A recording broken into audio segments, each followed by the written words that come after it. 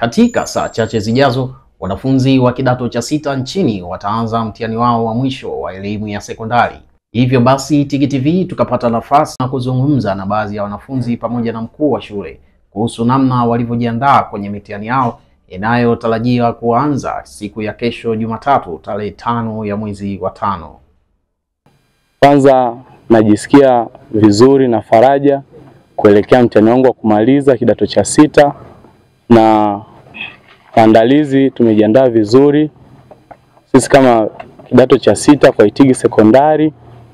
Na ushauri wangu kwa wanafunzi wenzangu ni kwamba tusikate tamaa, tupambane kadri ya uwezo, kwa sababu kama mitihani tumefanya, walimu wamefundisha, basi imebaki kazi yetu sisi kuweza kuwarudishia wazazi wetu mazao yaliyo bora.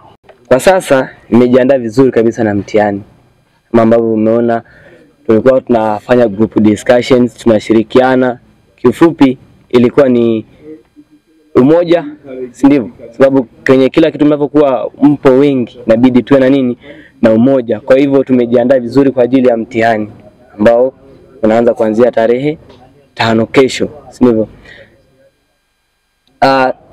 Najisikia furaha sababu mojawapo ya malengo yangu yanaenda kutimia, ambapo nilitamani sana siku moja niwe kwenye level kama hii, ambapo sasa kuanzia kesho mpaka kufikia tarehe 9 kwa upande wa sisi ambao tunasoma arts, malengo yangu naamini yanakwenda kutimia.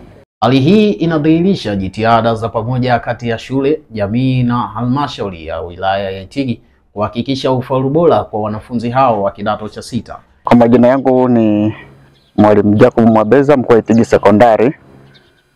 Kuelekea mtihani wa kidato cha 6 2025, kama shule tumejipanga, tumewaandaa vijana wetu kwa maana ya kuandaa darasani, wamejiandaa vizuri, wote wana afya njema, lakini tumewaandaa kisaikolojia.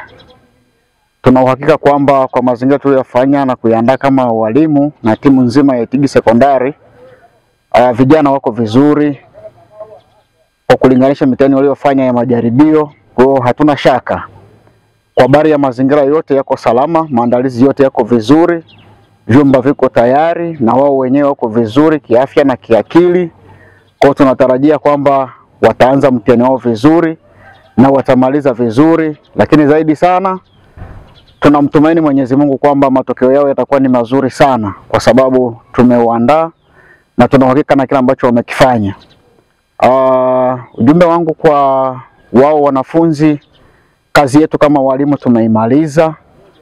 Lilo kubwa tunawatakia mtihani mwema ambao wanaanza siku ya kesho. Tunaombea kwa Mwenyezi Mungu, tunatumaini kwamba matokeo yao yatakuwa mazuri, hapatakuwa na changamoto yoyote. Rai yangu kwa wazazi ni kwamba waendelee kuwaombea vijana. Wanamaliza kidato cha 6, lakini ni mwanzo wa hatua nyingine wanaiendea.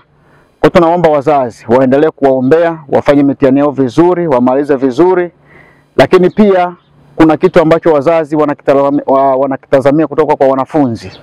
Hicho ndicho ambacho na wanafunzi wanalo deni kubwa kwao. Kazi yetu tumefanya kama walimu, lakini kwa wazazi wawapelekee matokeo mazuri, na tunaamini watapokea matokeo mazuri.